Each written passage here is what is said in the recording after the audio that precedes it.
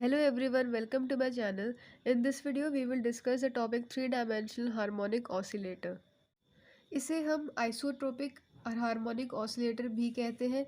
ठीक है, पिछली वीडियो में हमने एनाइसोट्रोपिक हार्मोनिक ऑसिलेटर किया था, जहाँ पे हमारी जो फ्रीक्वेंसीज थी वो हमारी डिफरेंट थी along x axis, y axis and z axis. ठीक है, यहाँ पे जो हमारी फ्रीक्वेंसी होगी along x, y and z axis वो सारी इक्वल होंगी, मतलब nu x is equal to nu y equal to nu z. ठीक है, the system consists of a point bound to origin by a force proportional to the displacement r from the fixed point. इस system में एक ऐसा point होगा जो कि origin के साथ बाउंड होगा by a force which is proportional to displacement r from fixed point. ठीक है, जो फोर्स होगा वो आर के डायरेक्टली प्रोपोर्शनल होगा। एंड ये प्रोपोर्शनलिटी साइन हटाएंगे तो हमारे पास f equal to minus k r आ जाएगा, और ये जो के है ये हमारा फोर्स कांस्टेंट होगा। ठीक है, एंड के जो फोर्स कांस्टेंट है इसकी वैल्यू हम लिख सकते हैं 4 pi square nu square into m. ये वैल्यू कैसे आई, हमें पता है कि omega is equal to under root k by m. ठीक है, ओमेगा को लिख सकते हैं 2 पाई न्यू, एंड इस टर्म को हम स्क्वायर करेंगे तो हमारे पास के की वैल्यू यहाँ पे आ जाएगी 4 pi square nu square into m. ठीक है, अब इस ये जो ऑसिलेटर है इसके लिए हम पोटेंशियल एनर्जी देखेंगे। ठीक है, potential energy function of oscillator v is equal to minus of zero to r f dot d r. F की वैल्यू पुट करेंगे तो ये नेगेटिव और ये नेगेटिव पॉजिटिव हो जाएगा, एंड इस इंटीग्रेशन को सॉल्व करेंगे हमारे पास आ जाएगा हाफ के आर स्क्वायर। ठीक है, एंड हम कंसिडर करेंगे कि at origin r is equal to zero, and इसकी वजह से वी आर जो है वो भी हमारा ज़ीरो हो जाएगा। अगर यहाँ पे आर इक्वल टू ज़ीरो होगा तो हमारा v r is equal to zero. अब यहाँ पे आर स्क्वायर जो है वो होगा x square plus y square plus z square. ठीक है, ये कैसे है, क्योंकि हमें देखिए कि r is equal to x i cap plus y j cap plus z k cap. ये जो हमारा आर वेक्टर होगा ये इसके इक्वल होगा, इसका अगर स्क्वायर करेंगे तो हमारे पास आएगा x square plus y square plus z square. Then ये जो हमारी आर स्क्वायर की वैल्यू है इसे हम वी में पुट करेंगे तो हमारे पास क्या आएगा, यहाँ पे आर स्क्वायर पुट करेंगे तो हाफ के into x square plus y square plus z square. अब हम देखेंगे श्रोडिंगर वेव इक्वेशन। ठीक है, हमें पता है कि श्रोडिंगर वेव इक्वेशन अगर हम थ्री डायमेंशंस में देखें तो वो सिंपली होगी हमारे पास del square psi plus 2m/h² E minus V into psi equal to zero. ठीक है, और यहाँ पे अगर हम देखें डेल स्क्वायर है तो थ्री डायमेंशंस है एक्स वाई और जेड, वो तीनों डायमेंशंस हम कंसिडर करेंगे तो हम लिख सकते हैं curl square psi by curl x square plus curl square psi by curl y square plus curl square psi by curl z square plus 2m/h² E minus v है, वी यहाँ पे हमारा पॉजिटिव है तो यहाँ पे नेगेटिव साइन आ जाएगा, and ये वी आर की वैल्यू हमने यहाँ पे पुट कर दी।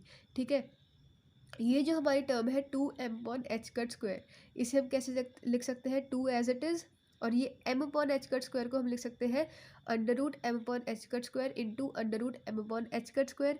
ठीक है, ये जो सिंपली ये जो m/h² है इसे हमने लिख दिया under root m/h² into under root m/h²। ठीक है, इसको अगर हम मल्टीप्लाई करेंगे हमारे पास ये सेम टर्म आएगी, तो वही हमने यहाँ पे लिख दिया। ठीक है, ये जो m/h² है इसे हमने ऐसे लिख दिया, और ये जो हमारी पूरी टर्म है यहाँ से हम अंडर रूट के को कॉमन ले लेंगे। ठीक है, ये अंडर रूट के हमने इस टर्म में से कॉमन ले लिया। अब क्योंकि ई के साथ कोई भी के है नहीं है, ठीक है, के की टर्म कोई भी नहीं है, तो अगर हम के अंडर रूट के को कॉमन लेंगे तो यहाँ पे ई के साथ हम यहाँ पे क्या लिखेंगे, ई अपॉन अंडर रूट के। ठीक है, ताकि अगर हम इसे अंदर मल्टीप्लाई करेंगे तो वो कैंसिल हो जाएगा एज इट इज़, और ये हमारा ई ही आएगा। ठीक है, तो अंडर रूट के को कॉमन लिया, ई के साथ कोई भी टर्म ऐसी नहीं थी अंडर रूट के जैसी, तो हमने क्या किया, ई अपॉन अंडर रूट लिख दिया। ठीक है, अंडर रूट के साथ ई को डिवाइड कर दिया। देन यहाँ पे हमारे पास ये के था, तो यहाँ से अगर हम अंडर रूट के बाहर लेंगे तो यहाँ पे हमारे पास अंडर रूट के ही रह जाएगा, क्योंकि अंडर रूट के इंटू अंडर रूट के इज इक्वल टू के, और के यहाँ पे ऑलरेडी था तो ये के में से हमने एक अंडर रूट के बाहर निकाल लिया, एंड बाकी टर्म्स हमारी एज इट इज़ रह जाएगी। देन ये जो m under root m/h² under root के, इसे हम कंबाइन करके लिख सकते हैं अंडर रूट m/h²। ठीक है, कंबाइन करके लिख सकते हैं, और ये जो टर्म हमने कंबाइन करके लिखी होगी उसे हमने यहाँ पे डिवाइड कर दिया पूरी इक्वेशन के साथ। ठीक है, हमने क्या किया, अंडर रूट एम के अपॉन एच कट स्क्वायर के साथ ये पूरी इक्वेशन को हमने डिवाइड कर दिया, ठीक है। तो ये जो ये वाली टर्म थी, यहाँ पे हमारे पास कोई भी ऐसा टर्म नहीं थी, तो यहाँ पे 1 अपॉन अंडर रूट एम के upon h cut square divide में आ गया। देन ये जो हमारी टर्म थी पूरी, यहाँ पे हमारे पास ये यहीं पे था, अगर डिवाइड करेंगे तो वो कैंसिल हो जाएगा, 1 हो जाएगा। एंड ये जो हमारी टर्म है, इस टर्म को हम अंदर ब्रैकेट में मल्टीप्लाई कर देंगे, ठीक है। तो पहले हम ई अपॉन अंडर रूट के साथ मल्टीप्लाई करेंगे, तो क्या आ जाएगा 2 into under root m upon h cut square, ठीक है। ये m upon h cut square था, तो under root m upon h cut square, और ये के था यहाँ पे, तो वो इसके साथ हमने एक साथ लिख दिया, ठीक है। M upon under root m upon h cut square के इंटू ई माइनस ऑफ, अब ये 2 into under root m upon h cut square अंदर मल्टीप्लाई करेंगे, 2 ऑलरेडी है यहाँ पे, तो ये 2 के साथ 2 कैंसिल हो जाएगा और ये टर्म हमारी एज इट इज़ आ जाएगी, ठीक है। अब पुट करेंगे अंडर रूट एम के upon h cut square equal to alpha square and 2 e under root m upon h cut square के इक्वल टू लेमडा। मतलब ये जो हमारी टर्म है इसे हम लेमडा पुट करेंगे और ये जो हमारी टर्म है इसे हम एल्फा स्क्वायर पुट करेंगे, तो हमारे पास वैल्यू क्या आएगी, ठीक है। यहाँ भी हमारे पास अंडर रूट एम के अपॉन एच कट स्क्वायर है, तो यहाँ पे क्या आएगा 1 अपॉन एल्फा स्क्वायर, ये term as it is, and यहाँ पे ये टर्म आ जाएगी हमारी लेमडा, ठीक है, क्योंकि इस टर्म को हमने लेमडा पुट किया है, लेमडा माइनस ये हमारी अल्फ़ा स्क्वायर और ये बाकी टर्म हमारी एज इट इज़ आ जाएगी।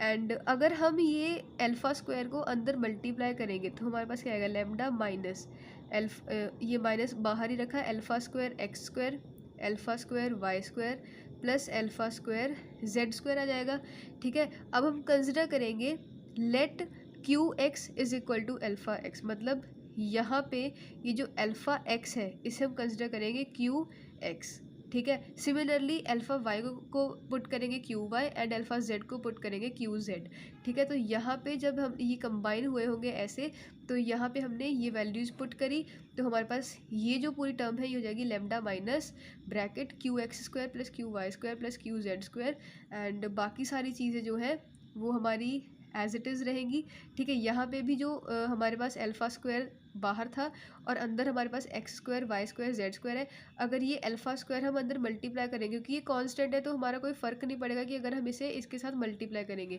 तो यहाँ पे हमारे पास क्या चीज़ आएगी curl of alpha square X square, ठीक है। तो यहाँ पे अल्फ़ा स्क्वायर एक्स स्क्वायर हमारा क्या हो जाएगा क्यू एक्स स्क्वायर। सिमिलरली यहाँ पे अल्फ़ा स्क्वायर अंदर मल्टीप्लाई होगा तो अल्फ़ा स्क्वायर वाई स्क्वायर वो लिख देंगे q Y square and alpha square Z square हो जाएगा क्यू जेड स्क्वायर, ठीक है। अब ये जो हमारी इक्वेशन होगी, ये वाली जो इक्वेशन है इसे हम सेपरेशन ऑफ वेरिएबल यूज़ करके सॉल्व कर सकते हैं। मतलब ये जो है ये साई है, हम साई को पुट करेंगे q x q y q z, ठीक है। जब ये साई को हम यहाँ पे साई की जगह पे पुट करेंगे, अगर हम यहाँ पे साई को q x q y q z put करेंगे, ये तो हमारा सिर्फ एक्स का ही फंक्शन है, तो क्यू वाई और क्यू जेड हमारा कॉमन आ जाएगा, ठीक है। क्यू वाई और क्यू जेड जो है वो कांस्टेंट होंगे, वो बाहर आ जाएंगे। सिमिलरली यहाँ पे ये सिर्फ y का फंक्शन है तो यहाँ पे क्यू एक्स और क्यू जेड बाहर आ जाएंगे, ये हमारा z का फंक्शन है तो यहाँ पे बाहर क्यू एक्स और क्यू वाई बाहर आ जाएंगे। ये हमने सेम प्रोसीजर किया था एनाइसोट्रोपिक हार्मोनिक ऑसिलेटर में, वहाँ पे आप देख सकते हो कि कैसे हमने वो चीज़ें कॉमन ली थी, ठीक है। देन हम डिवाइड कर देंगे पूरी, जो भी हमारे पास यहाँ पे रिजल्ट आएगा उसे डिवाइड करेंगे q x q y q z के साथ, तो हमारे पास एक सेपरेटेड इक्वेशंस आ जाएगी। ये जो इक्वेशन है ये वाली जो हमारी इक्वेशन है सिर्फ x का फंक्शन होगा, ये वाली इक्वेशन जो है वो सिर्फ y का फंक्शन है, ये वाली इक्वेशन सिर्फ z का फंक्शन होगा। तो हमारे पास 3 डिफरेंट बल्कि सेपरेटेड इक्वेशंस आ गई x y और z की, ठीक है। और यहाँ पे हमारे पास कंडीशन है कि जो लेमडा है वो lambda x plus lambda y plus lambda z है, ठीक है। ये हमारे पास यहाँ पे लेमडा था, ठीक है। जब हमने ये साई को q x q y q z put किया और यहाँ पे लेमडा को हमने सेपरेट कर लिया ताकि हमारे पास सेपरेटेड 3 इक्वेशंस आ जाए, और लेमडा की वैल्यू क्या होगी lambda x plus lambda y lambda z, ठीक है। जो कि यहाँ पे लेमडा एक्स हमारे एक्स के फंक्शन में है, लेमडा वाई हमारे वाई के फंक्शन में है, जेड के फंक्शन में लेमडा जेड है, ठीक है। Now, above equations represent wave equation for 1D harmonic oscillator for which eigenvalues and normalized wave functions are given as below, ठीक है। ये जो equations है, अगर equation ये वाली equation 1 2 3, ठीक है, अगर आप 1 डायमेंशनल हार्मोनिक ऑसिलेटर की इक्वेशंस के साथ कंपेयर करोगे तो आप देखोगे कि ये जो इक्वेशंस है वो सिमिलर होंगी 1 डायमेंशनल हार्मोनिक ऑसिलेटर्स के साथ, और वो जो 1 डायमेंशनल हार्मोनिक ऑसिलेटर की वेव इक्वेशंस है उनके जो हमारे पास आइगन वैल्यूज़ आई होंगी और जो भी वेव फंक्शंस होंगे उनके साथ हम इन इक्वेशंस को कंपेयर करेंगे और इन इक्वेशंस के भी हम वैसे ही similarly eigen values and normalized wave functions find कर सकते हैं।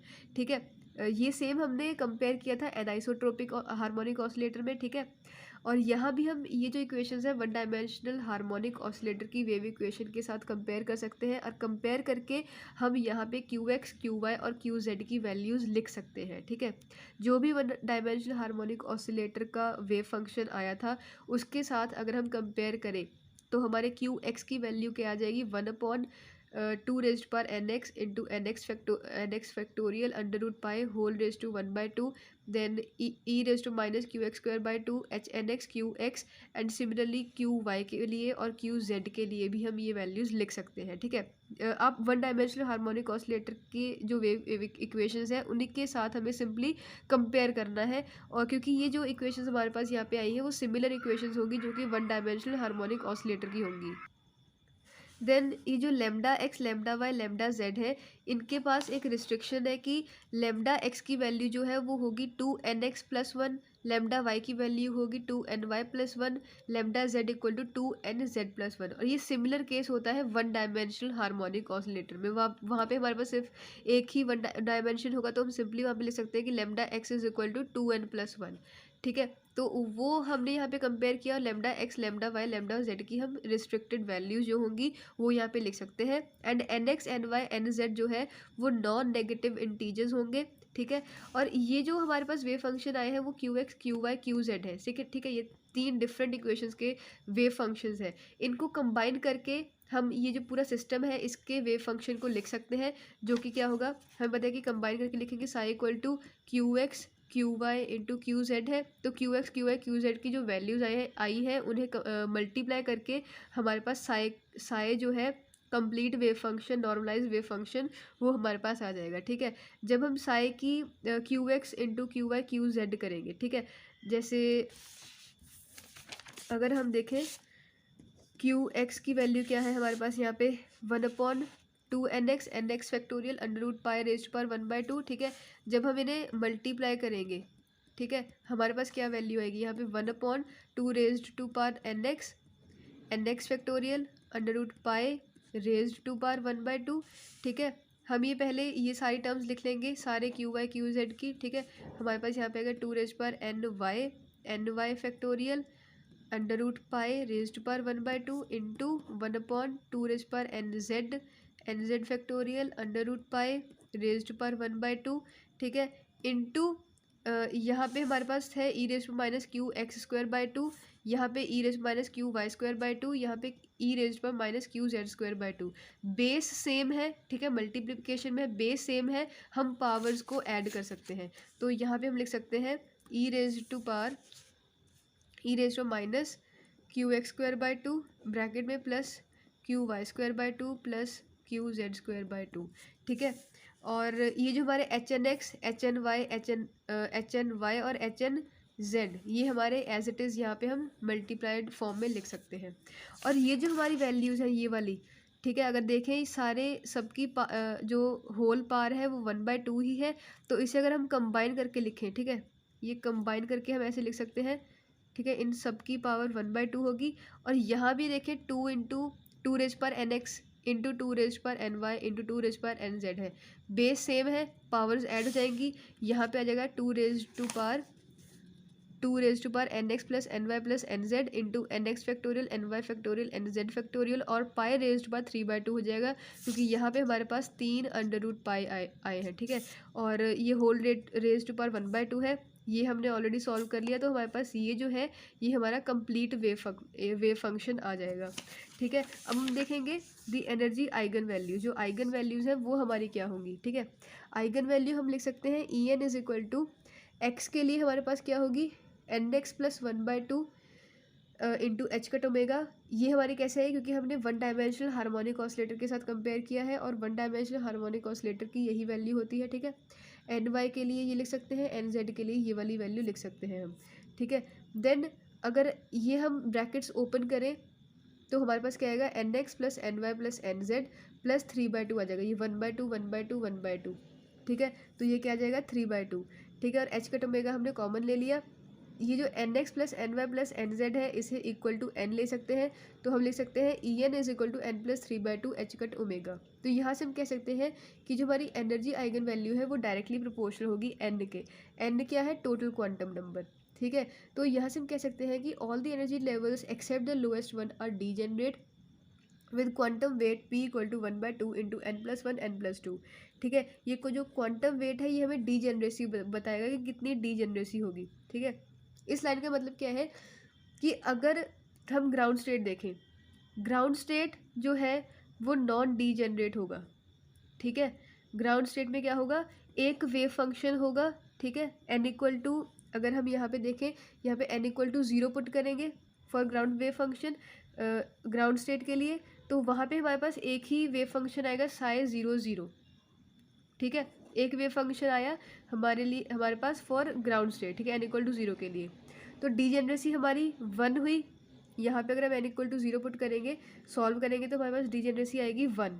ठीक है, एक ही स्टेट है, बट ग्राउंड स्टेट के अलावा अगर हम ऊपर जाएँ, ठीक है, अगर हम एन इक्वल टू 1 पुट करें तो हमारे पास डीजेनरेसी कितनी आएगी? p equal to 1/2 1 plus 1 1 plus 2 कितना आ जाएगा?